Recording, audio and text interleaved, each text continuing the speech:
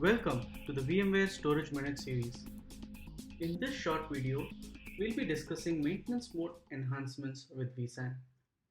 vSAN Enter Maintenance Mode workflow now provides detailed insight into data movement.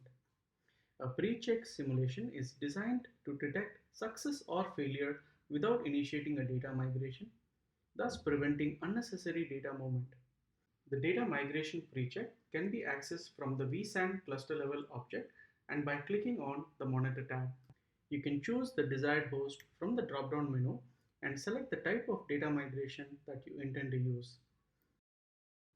On completion of the pre-check validation, an assessment is displayed in the context of object compliance, cluster capacity, and predicted health. This helps making informed decisions when it comes to maintenance mode operations.